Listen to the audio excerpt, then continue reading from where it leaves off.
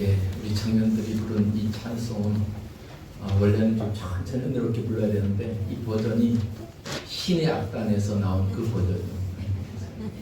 전투적으로 혁명적으로 부르는 버전으로 내가 한번 불러봐라. 혁명적으로 전투적으로 불러봐라 해서 오늘 또 평소보다 좀 적게 모였지만 그래도 아주 전투적으로 잘했어요. 청년들이 늘 위해서 기도해 주시고 청년들을 키우는 이제 보람이 좀 있어요. 또 지난주는 제가 지난주에 생일이었거든요. 청년들이 봉투를 갖고 왔어요.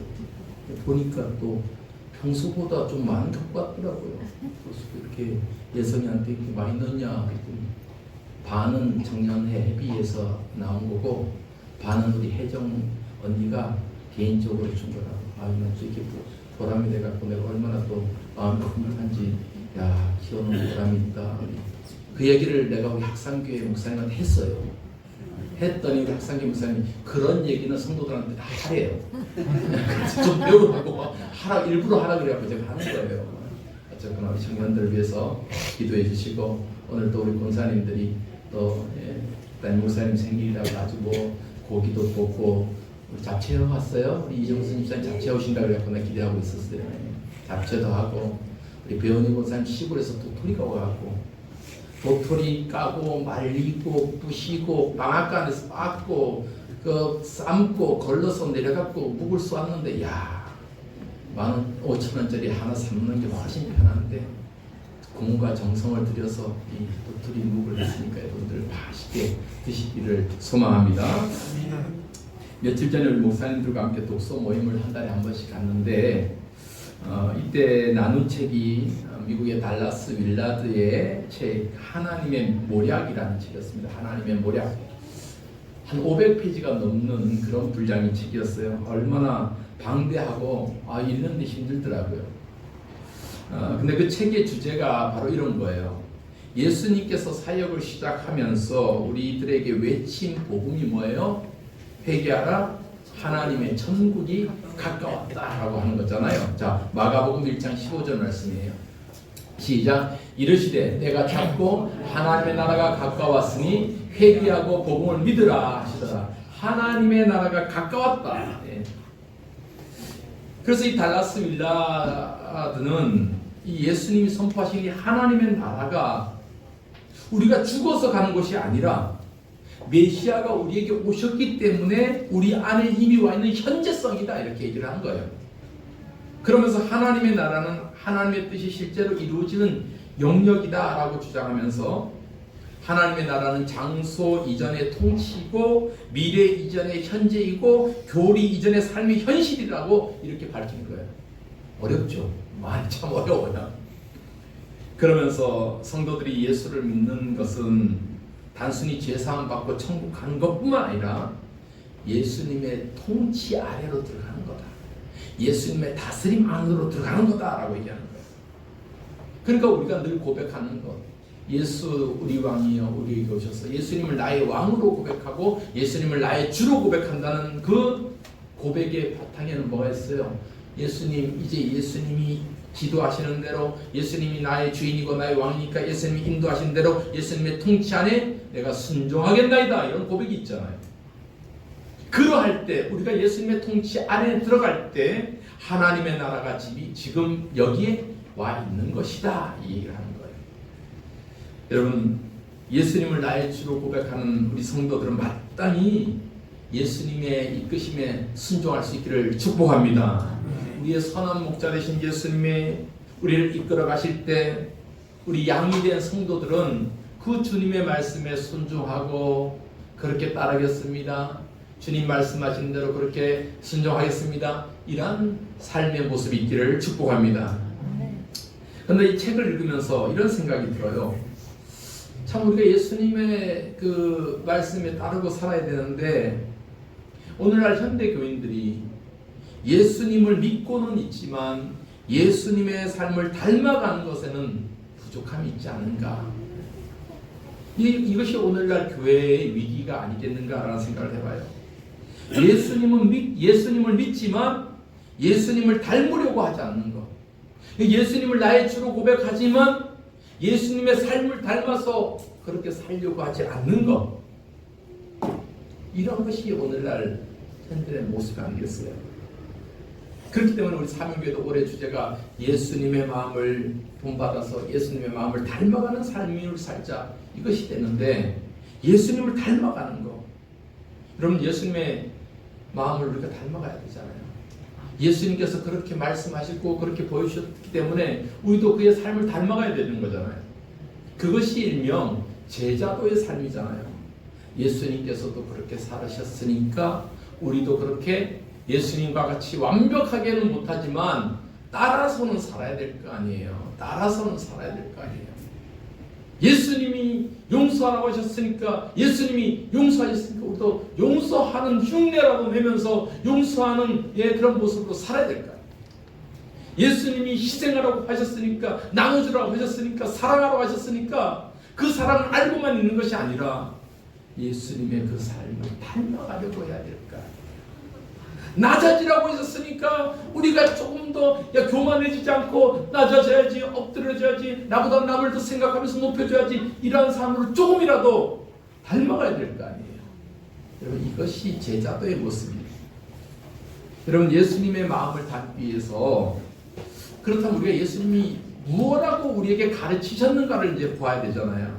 물론 복음서를 보면 예수님이 참 제자들을 가르치셨고 교육하셨고 많은 것을 말씀하셨어요. 그럼에도 오늘 우리가 읽은 마태복음 5장에서 보면은 우리가 일명 산상수훈이라고 하는 내용이 담겨져 있죠.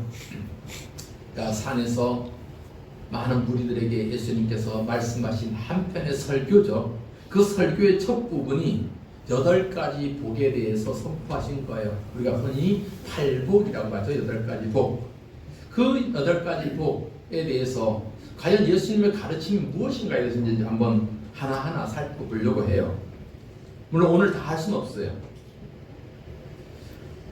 우리가 이 팔복의 이야기를 앞으로 이제 들으면서 우리 성도들은 할 수만 있다면 예수님의 이 설교를 듣고 또 듣고, 그리고 그러면서 예수님이 우리에게 하시고자 하는 말씀이 무엇인가, 그리고 예수님께서 우리에게 말씀하시고 그렇게 살기를 원하시는 삶의 방향이 무엇인가를 한번 잡아가는 이런 은혜가 있기를 바랍니다. 우리 노장로님 조금 전에 기도하신 것처럼 속도가 아니에요. 속도도 중요하지만 방향이 중요한 거예요. 우리가 정말 주님 안에서 바른 방향으로 가고 있느냐, 엉뚱한 방향이면 아무리 빨리 가도 소용이 없잖아요. 하나님 나라를 향해서 바른 방향으로 밟고 있느냐. 오늘 우리가 읽었던 마태복음 5장 1절의 말씀 보니까 많은 무리들이 예수님께로 나왔다라고 보여주고 있어요. 그리고 예수님은 그들 향해서 산 위에서, 높은 산은 아니겠죠, 사람들이 볼 수 있는 언덕 같은 곳에서 말씀을 전하는 거예요. 오늘 우리가 읽었던 말씀 1절 말씀 다시 한번 볼까요? 1절 시작. 예수께서 무리를 보시고 산에 올라가 앉으시니 제자들이 나온지라. 예수께서 무리를 보신 거예요. 수많은 사람들이 예수님께로 나옵니다. 많은 사람들이 왔어요.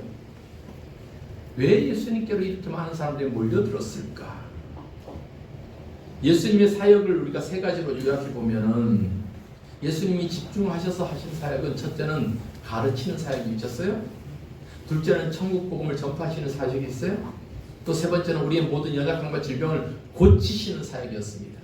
그 말씀이 마태복음 4장 23절에 나와요. 예수님의 3가지 사역이다. 시작. 예수께서 온 갈릴리에 두루 다니사 그들의 회당에서 가르치시며 천국 복음을 전파하시며 백성 중에 모든 병과 모든 약한 것을 고치셨다. 그리고 예수님의 사역을 3가지로 가르치셨고 전파하셨고 고치셨다, 이렇게 보는 거예요. 이러한 사역을 하다 보니까 예수님에 대한 소문이 막 사람들에게 입소문 나기 시작한 거예요. 그래서 예수님이 계신 곳이 광야든 또 갈릴리든 어디 곳든지 사람들이 몰려와요. 어떤 사람은 자신의 질병을 고치기 위해서 아픈 몸을 이끌고 왔을 수도 있고, 또 각자가 가지고 있는 문제를 갖고 주님 앞에 나올 수도 있었어요. 그런데 어쨌든 모든 사람들이 주님께 나온 이유는 갈급함, 영적인 갈급함 때문에. 하나님의 진리의 말씀에 대한 갈급함, 그 갈급함을 갖고 예수님께로 온 거예요. 여러분, 당시 유대인들이 교육을 얼마나 참 철저하게 받는지 몰라요. 늘 회당에서 제사장들을 통해서, 율법사들을 통해서, 서기관들을 통해서 모세의 율법들을 가르침을 받고, 그렇게 어려서부터 우리 초등교육 받듯이, 중등교육 받듯이 율법에 대한 말씀을 배워요. 그런데 그들음에도 불구하고 그들이 목말라 있던 것이 뭐예요? 진리에 대한 말씀에 대한 목마름이란 말이에요. 진리의 생수를 찾기 위해서 우리가 늘 들어왔던 그 율법적으로 우리의 삶을 얽매고 억누르고 자유함이 없는 그것이 아니라 진리에 대한 말씀에 목마름을 갖고 갈급함을 갖고 예수님께 나온 거예요. 그럼 오늘날 이 시대를 한번 보세요. 얼마나 말씀이 풍성한 자료가 많아요. 여러분들 유튜브만 봐도 저보다 훨씬 말씀을 잘 전하고, 저보다 훨씬 멋지고, 저보다 훨씬 은혜로운 설교를 하는 사람들이, 우리 목사님들이 얼마나 많은지 몰라요. 할렐루야. 다 그쪽 가세요, 그러면. 다 가요, 그러면. 예. 얼마나 많은지 몰라요. 우리 교인들은 없지만, 행여나 또, 아이고, 목사님, 어느 교회 목사님, 어느 교회 목사님 이렇게 설교하고 이렇게 은혜로워요. 나보고 어떻게 한 말이에요. 나도 거기 가면 그만큼 할 수 있어요. 예? 나도 2,000명, 3,000명 오는 교회 가면은, 예? 그렇게 할 수 있을지도 몰라요. 그렇잖아요. 얼마나 풍성한 시대 속에 살아가요. 그런데 현대인들 속에서 점점 메말라가고 지쳐가는 것 뭐예요? 아무리 많아도 진리에 대한 갈급함이 없으면 우리의 삶이 말라갑니다. 홍수가 나도, 예, 비가 많이 와서 홍수가 나도 구호 식품 중에서, 구호물자 중에 제일 먼저 갖다 준 게 뭐예요? 생수예요, 생수. 물이 넘쳐나도 마실 물이 없어요. 그래서 구약의 아모스 선자는 이러한 교훈을 합니다.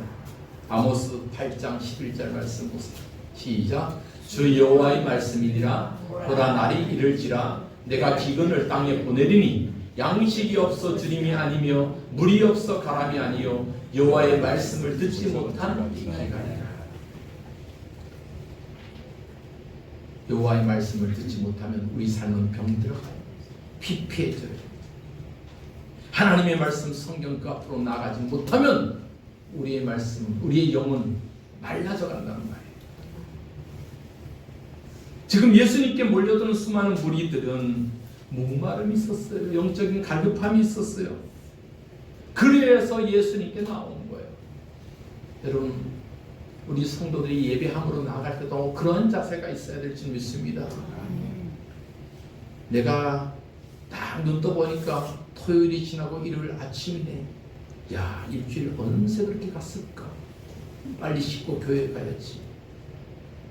그런 자세가 아니라 정말 내 갈급함을 채워주시는 하나님의 말씀, 내 영혼을 어루만 주시는 하나님의 위로의 손길을 내가 오늘 체험해야지. 하나님을 기대하면서 예배함으로 나아가는 그런 삶이 되기를 바랍니다. 예수님께로 지금 모여든 수많은 사람들이 그래요. 아유, 하나님, 내 허리가 너무 아파요. 내 무릎이 너무 아파요. 주님, 하나님, 주님의 말씀을 들으면서 내 삶에 치유가 있게 하여 주시옵소서. 내 삶에 회복이 있게 하여 주시옵소서. 저는 확신합니다, 여러분. 예배 안에는 치유와 회복이 있어요. 하나님의 말씀 앞에 서다 보면은 하나님의 위로가 우리에게 있을 줄 믿습니다. 그러하면은 예배 드리면서 우리의 심령이 회복되고, 우리의 연약한 육신이 회복되고, 우리의 마음의 갈급함이 채워지는 그러한 축복이 있음을 믿습니다. 그러한 예배가 되기를 축원합니다. 지금 예수님께로 몰려든 수많은 이제 무리들을 향해서 예수님이 설교를 시작해요. 그 설교의 첫 번째 주제가 8가지 복에 대한 거예요. 팔복. 그 팔복의 첫 번째 복이 뭐냐? 오늘 한번 살펴보려고 해요. 3절에 첫 번째 복. 3절 한번 볼까요? 시작. 심령이 가난한 자는 복이 있나니 천국이 그들의 것임이요. 예. 심령이 가난한 자는 복이 있다. 천국이 그들의 것입니다. 여러분, 여기서 해석이 안 되는 단어가 있어요? 없잖아요. 예수님께 모여드는 그 무리들이 가장 먼저 복에 대해서 설교합니다. 이 팔복이라고 얘기해요. 이 팔복의 설교에 대해서 달라스 윌라드는 이렇게 얘기합니다. 팔복은 윤리적인 조건이나 우리가 도달해야 될 목표가 아니다. 그럼 신앙의 목표가 아니면 뭘까? 그는 이렇게 합니다. 팔복은 이미 하나님 나라에 들어온 사람들의 성도들의 실제 상태에 대한 선언이다. 이렇게 얘기해요. 즉 뭔 말이냐? 팔복은 명령이 아니라 선언이고 이상이 아니라 현실이다라는 거예요. 우리 삶에 이미 이루어진 것들이다. 그러니까 이 문제를 잘 생각해 보면 이 심령이 가난하고 온유하고 뭐 핍박을 받고 이런 삶이 결코 쉬운 건 아니에요.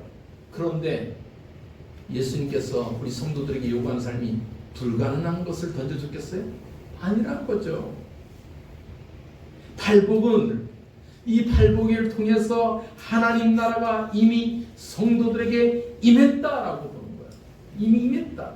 그렇기 때문에 불가능한 것, 그러니까 우리가 도전해야 될 미션 임파서블 이것이 아니라 하나님의 축복의 명령을 성도들은 누리다라는 역설적인 의미를 담고 있다 이렇게 이야기를 해요.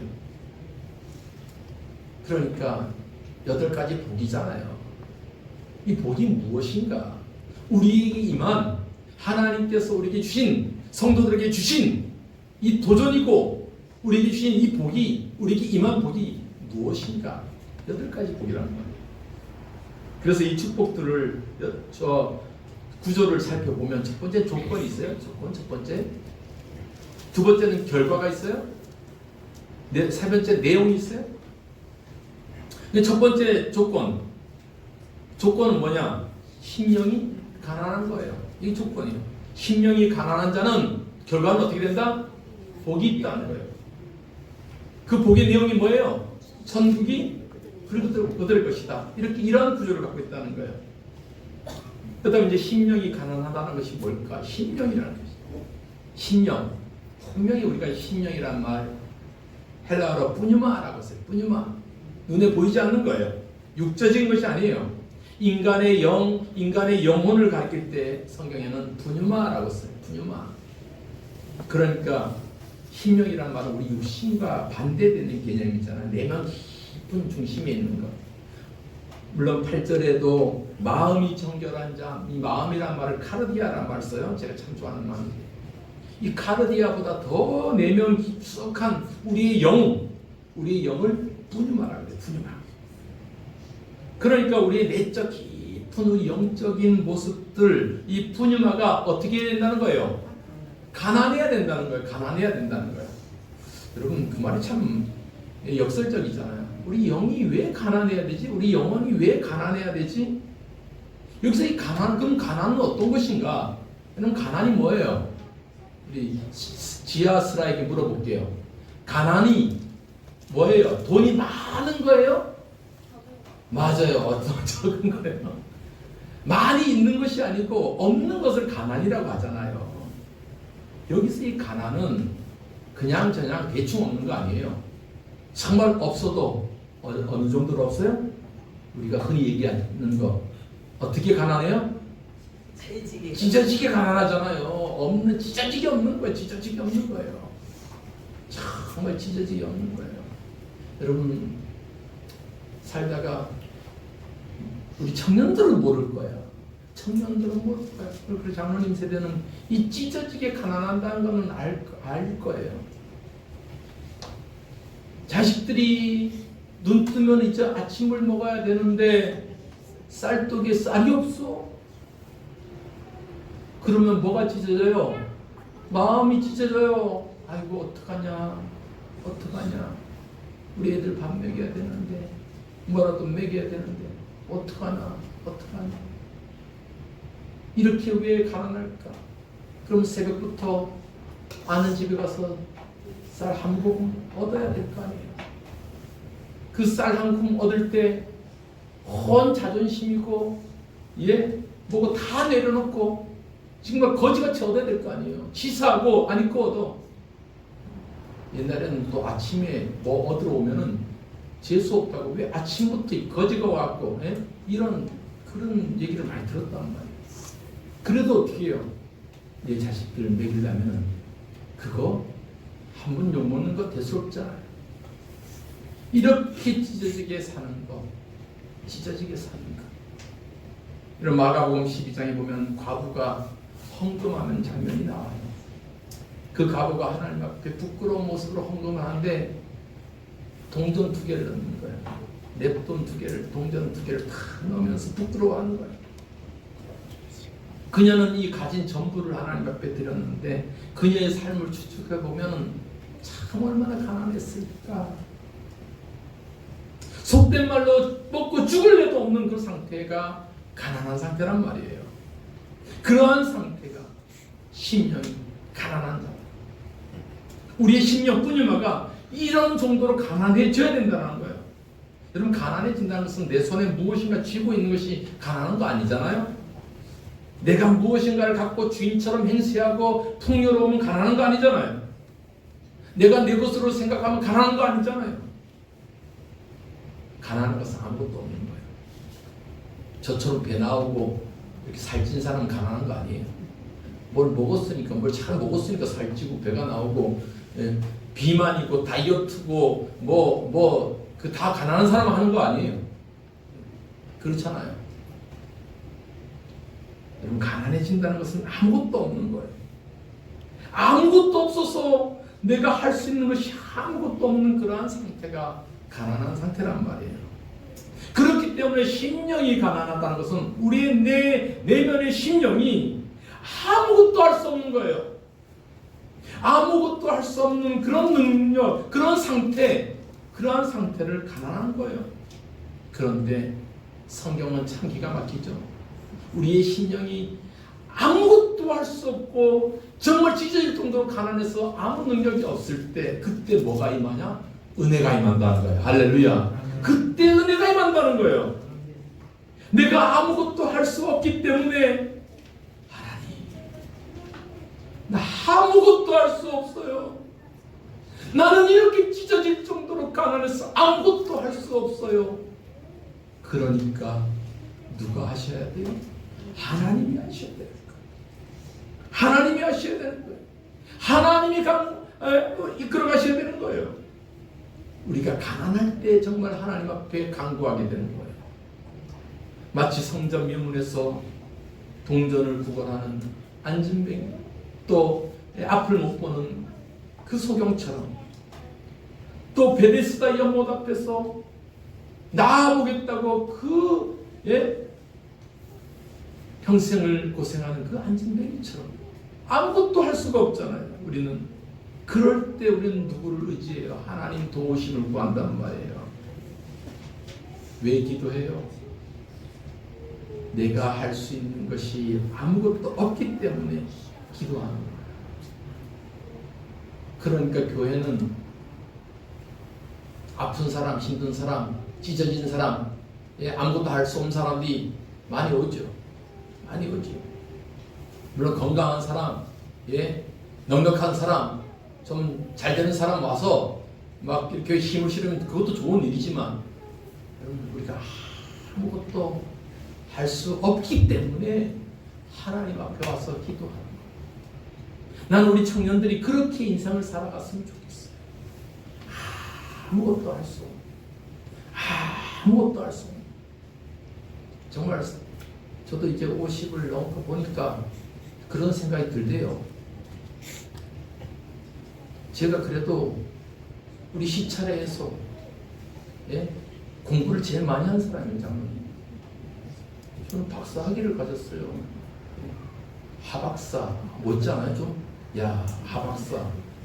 나 그래서 어느 교회 큰 목사님은 주일날 설교 때 그 가운을 입고 있대. 그 가운데 박사 학위 가운을 입고 설교하시대. 나도 한번 입어보고 설교할까. 그런데 뭐 있어야지. 제가 졸업할 때 한 30만 원 되는 그 박사학위 가운을 못 맞췄어요. 왜 못 맞췄겠어요? 돈이 없어서 그거 한 번 입고 할 거. 지금 생각해보면 그때 좀 빚을 내서라도 이게 박사학위 가운 여기 팔에 장면 줄이 3개 있는 것이 박사학위 가운이에요. 가끔씩 이제 극동방송이나 어디 TV 방송 보면 목사님들이 검은 가운, 우리 이제 목사님 가운에다가 옆에다 딱 세 줄, 뭐야 박사학위 가운이란 말이에요. 그거 이렇게 입고 하시는 분인데 뭐 저는 잘했다 잘못했다 말씀드린 게 아니에요. 저도 한번 입고 해볼까라는 생각이 좀 들긴 해요. 입고 있어야지. 그렇다 해달라는 소리는 아니에요. 그런데 내 나름대로는 그렇게 해보고 뭐 한국에서 또 대표적인 교회에서 부교육자 생활 해보고 사명교회 왔는데 정말 목회는 어려운 거예요. 목회는 어려운 거예요. 우리 이제 30명 남짓 40명 50명 되기로 해서 10년 동안 바락바락 해도 힘든 거예요. 그때 깨달은 게 뭐냐, 내가 할 수 있는 것이 이렇게 아무것도 없구나. 내가 할 수 있는 게 이렇게 아무것도 없구나. 하나님 손이 붙들림 받지 않으면 내가 할 수 있는 것이 이렇게 아무것도 없구나. 가난해지는 것을 하나님 가르치신 거예요. 절대로 여러분들 지금 젊으니까 뭐든지 다 할 수 있겠다. 자신감은 필요해요. 그런데 교만함을 가지면 안 돼요. 내 인생 내가 힘있게 한번 살아봐야지. 잘해봐야지. 마음대로 안 돼요. 하나님이 이끌어 가시고 하나님의 손에 붙들림 받을 때 그때 하나님이 나를 사용하신단 말이에요. 우린 절대적으로 심령이 가난한 상태가 돼야지 하나님이 나를 사용하신다는 것을 여러분 믿으시기 바랍니다. 우리 모든 성도들도 그렇게 되기를 소망합니다. 우리는 하나님 앞에 가난한 자들이요. 그래서 주님께 불쌍히 여김을 받아야 돼요. 우리는 거지예요. 거지 중에 상거지예요. 그렇기 때문에 우리가 의지할 수 있는 것은 하나님밖에 없어요.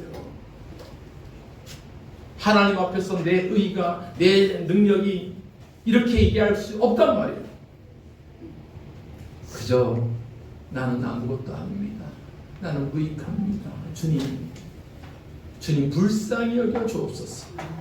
불쌍히 여겨달라고 하나님 앞에 애걸하고 구걸하고 심령이 가난해요. 심령이 가난해요. 이 심령이 가난한 자에게 하나님 말씀하셨잖아요. 천국이 그들의 것이야. 천국이. 여러분 얼마나 놀라운 반전이에요. 아무것도 없는 이 가난한 상태의 우리 영이 가난하게 되면은 천국의 축복이 주어진다. 여러분 얼마나 놀라운 반전이에요. 여러분 가끔씩 우리가 영화를 드라마를 보면 막 카타르시스를 느끼는 장면이 뭐예요? 정말 지질이 못 살고 어렵게 살고 판자촌에 살고 정말 이리 돼도 저리 돼도 지질이 가난한데 어느 날 갑자기 탁 대기업 회장이 나타났어. 야 너는 30년 전에 잃어버린 내 아들이다. 다 이런 장면 보잖아요. 짜잔 하고 야 이제야 인생이 펴지는구나.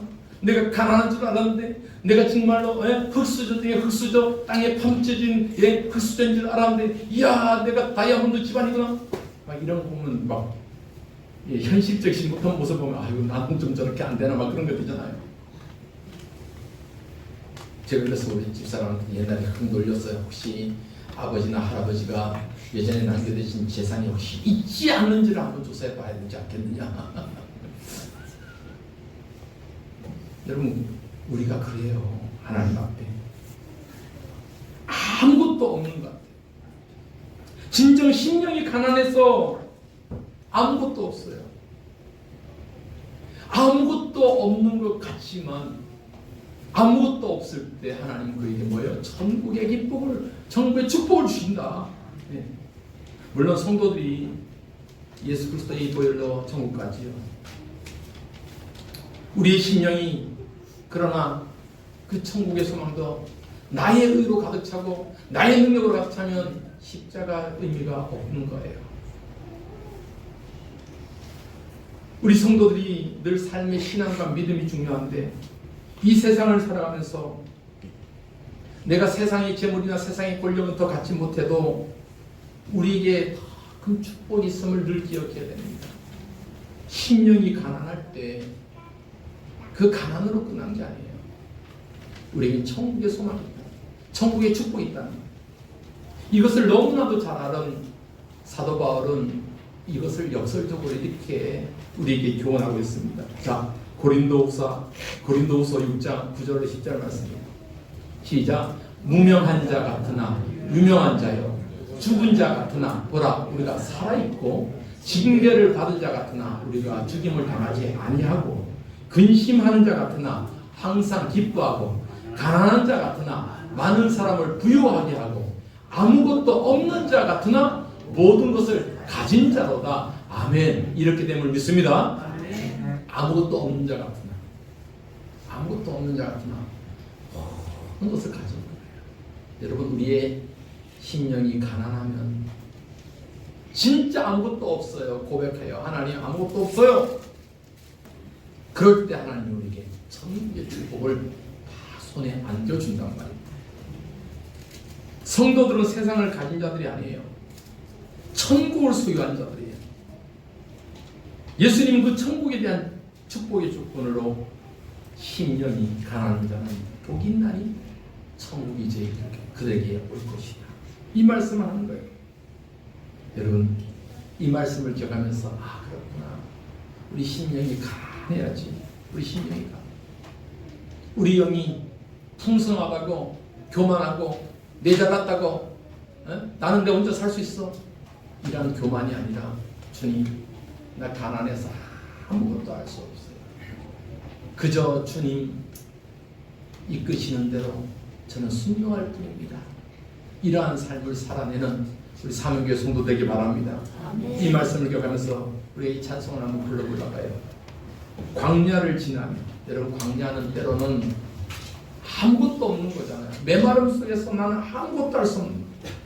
그래서 이 찬양의 가사를 보면 주님만 내 도움이 되시고, 주님만 내 빛이 되시는, 주님만 내 친구 되시는 광야, 주님 손을 놓고서는 단 하루도 살 수 없는 곳, 그 광야, 그곳에서 우리 주님을 만나는 그런 축복을 고백하는 찬송, 광야를 지나며 함께 찬송하겠습니다.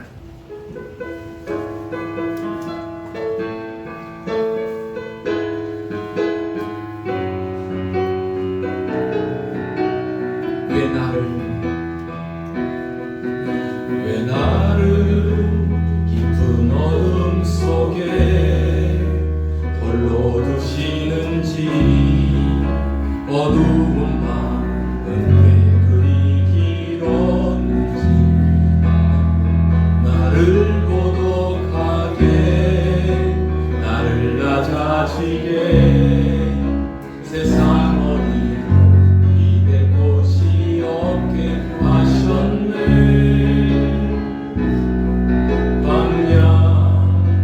광야에 서 있네. 주님만 내 도움이 되시고, 주님만 내 빛이 되시는, 주님만 내 친구 되시는 광야. 주님 손 놓고는 단 하루도 살 수 없는 곳,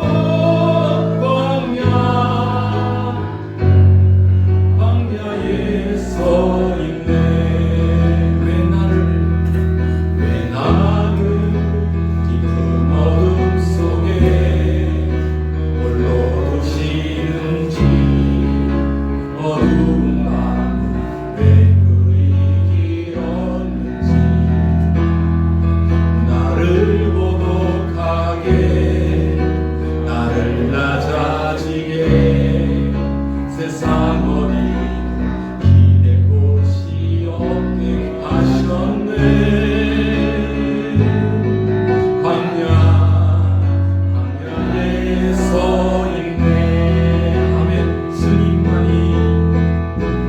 주님만 내 도움이 되시고, 주님만 내 빛이 되시는, 주님만 내 친구 되시는 광야.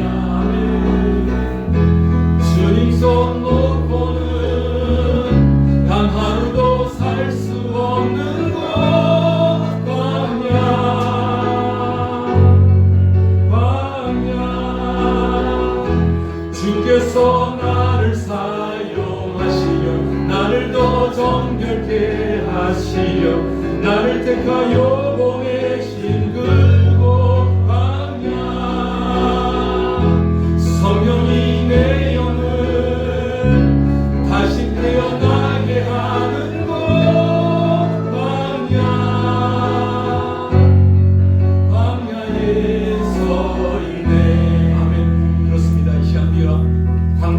없는 우리의 인생처럼 우리의 심령이 가난하여서 찢어지게 가난하여서 내 손으로 아무것도 할 수 없음을 고백하면서 그렇게 주여 주의 손 의지하고 살아가게 하여 주옵소서. 주의 능력 의지하고 살아가게 하여 달라고 합심해서 함께 기도하시겠습니다. 아버지 하나님, 그렇습니다.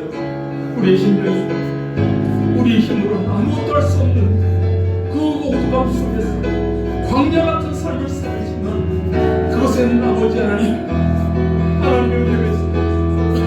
하나님의 도우심이 있음을 갖고 나갑니다. 그러한 신뢰함이 우리에게 있게 하여 주시옵소서. 그곳에서 단 하루도 주님의 손에 주님이 없으면 내가 살아갈 수 없음을 고백하면서 그러한 신뢰로 살아가게 하여 주시옵소서. 어르신 우리를 위해서 살아가게 하여 주시옵소서. 아버지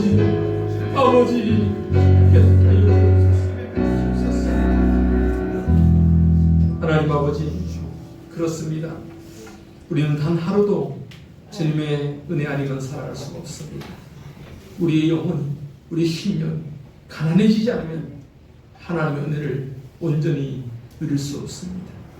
하나님, 주님 앞에 온전히 내 삶을 의지하고 하나님을 붙들고 그렇게 살아가는 우리 사명교회 모든 성도들 되게 하여 주옵소서. 예수님의 이름으로 기도하옵나이다. 아멘.